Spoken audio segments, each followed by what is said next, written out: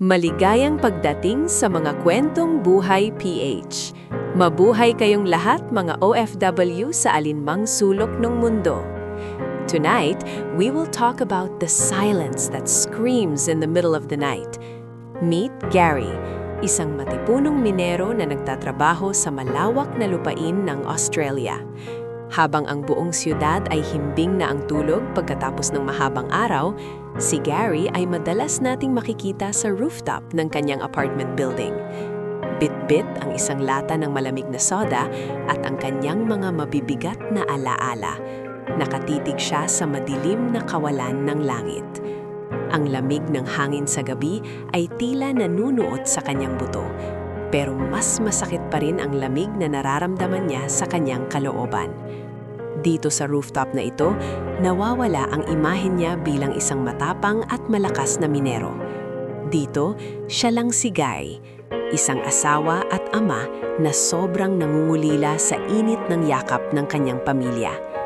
Napakalayo ng Australia sa Pilipinas at minsan ang distansyang iyon ay tila isang malalim na bangin na hindi kayang tawirin ng kahit anong dami ng pera. Alam niyo ba ang feeling na kahit marami kang kasama sa trabaho sa umaga, pagdating ng gabi ay ang tanging naririnig mo lang ay ang katahimikan at ang sarili mong buntong hininga? Sobrang bigat sa dibdib, di ba? Ang mga ilaw sa ibaba ay tila mga bituing hindi niya maabot. Bawat kislap ay paalala ng bawat segundong lumilipas na wala siya sa tabi ng mga mahal niya sa buhay. Samahan niya kami habang binubuksan natin ang kwento ni Gary at ang kanyang pakikipaglaban sa kalungkutan. Ang buhay ni Gary sa Australia ay umiikot lang sa pagitan ng minahan at ng kanyang maliit na kwarto. Araw-araw gigising siya bago pa man sumikat ang araw para pumasok sa madilim, mainit at maalikabok na minahan. Pagatak ang pawis, puno ng dumi ang balat, at pagod na pagod ang kanyang katawan pagkatapos ng 12 oras na shift. Pinili niya ang mahirap na trabahong ito dahil alam niyang ito ang tanging paraan para magkaroon ng magandang kinabukasan ang kanyang asawang si Elena at ang kanilang 2 maliliit na anak. Sa isip ni Gary, bawat tunilada ng lupang hinuhukay niya ay katumbas ng tuition fee, masarap na pagkain sa hapag at ang pangarap nilang sariling bahay.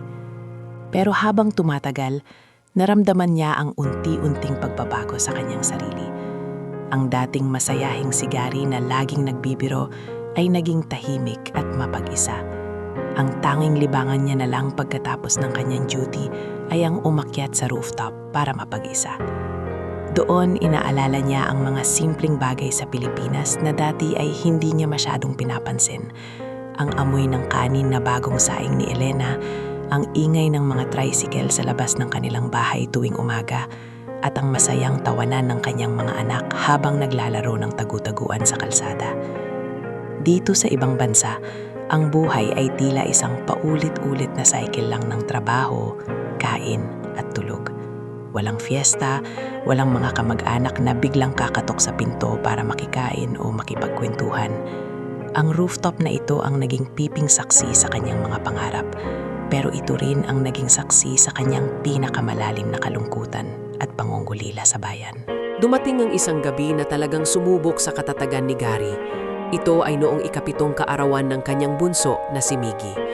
Sa pamamagitan ng screen ng kanyang cellphone, nakita ni Gary ang masayang selebrasyon sa kanilang bahay sa Laguna. May makulay na spaghetti, may cake na may pangalan ni Miggy, at naroon ang lahat ng kanilang mga kamag-anak at kapitbahay na nagsasaya. Pero nung tinawag siya ni Elena para bumati sa kanyang anak, biglang tumahimik ang paligid. Ang boses ni Miggy na nagsasabing, "Papa, kailan ka ba talaga uuwi? Miss na po kita, pati si ate," ay tila isang matalim na balaraw na sumaksak sa puso ni Gary. Pinatay niya agad ang video call pagkatapos ng ilang sandali dahil hindi na niya mapigilan ang pagtutulo ng kanyang mga luha. Ayaw niyang makita nila siyang mahina at umiiyak. Doon sa rooftop, napaupo si Gary sa semento. Tinanong niya ang sarili sa gitna ng hikbi, "Para saan pa ang lahat ng perang pinaghihirapan ko kung wala naman ako doon sa mga mahahalagang sandali ng buhay nila?" He felt so isolated and abandoned by his own choices. Parang isang matayong pader ang distansya na hindi niya kayang itumba. Ang kanyang lungkot ay unti-unting naging galit sa sarili. Feeling niya, naging isa na lang siyang ATM machine na pinapadala sa malayo para lang sa pera. Gabi-gabi, tila nilalamon siya ng dilim ng rooftop. Nawawalan na siya ng gana na kumain at pumasok sa trabaho dahil sa tindi ng depresyon. He was at his absolute breaking point, alone in a foreign land with nothing but his heavy thoughts. Habang ang kadiliman ay tila tuluyan ng bumabalot sa kanyang pagkatao, isang simpleng notification sa kanyang phone ang biglang nagbabago sa lahat. Isang gabi, habang nakatulala si Gary sa madilim na langit ng Australia, tumunog ang kanyang messenger. Isang video message ang ipinadala ni Elena. Inakala ni Gary na ordinaryong update lang ito tungkol sa mga gastos. Pero nang buksan niya ito, nakita niya ang kanyang asawa na kinakausap ang kamera sa loob ng kanilang kwarto habang mahimbing nang natutulog ang mga bata sa likuran. Sabi ni Elena sa video, "Gary, mahal, alam kong sobrang hirap niyan. Nararamdaman ko ang lungkot mo sa bawat tawag natin kahit pilit mo itong itinatago. Pero gusto kong malaman mo na ikaw ang pinakamalaking hero sa buhay namin. Hindi lang dahil sa perang pinapadala mo, kundi dahil sa tapang mo na magsakripisyo para sa kinabukasan natin. Konting tiis na lang, mahal, darating din ang araw na hindi na tayo magkakawalay." Pagkatapos nun, iniharap ni Elena ang kamera sa isang malaking frame sa kanilang dingding. Puno ito ng mga drawings ng mga bata kung saan si Gary ay iginuhit nila na may suot na superhero cape at may nakasulat na malaking Super Papa. Sa sandaling iyon, napagtamto ni Gary na kahit pisikal siyang mag-isa sa rooftop na iyon, hinding-hindi siya mag-iisa sa puso at isipan ng kanyang pamilya.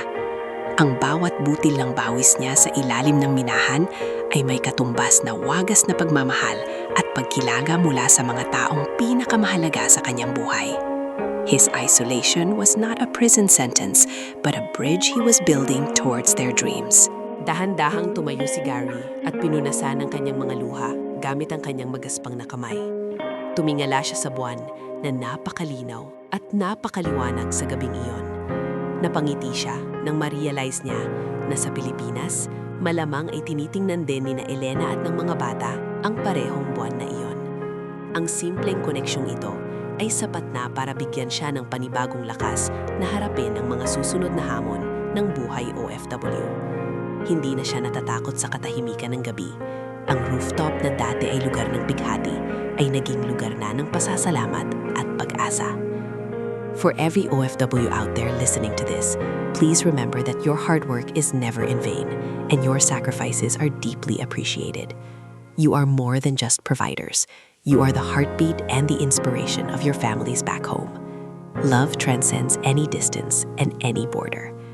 Kaya naman mga kakwento, kung naantig ang inyong mga puso sa kwento ng ating minerong si Gary, mangyaring mag-subscribe, mag-like at mag-comment sa mga kwentong Buhay PH. Ibahagi nyo rin ang inyong sariling mga kwento ng pakikipagsakalaran at tagumpay sa ibang bansa para magsilbing inspirasyon sa ating mga kababayan na nakakaranas din ng lungkot.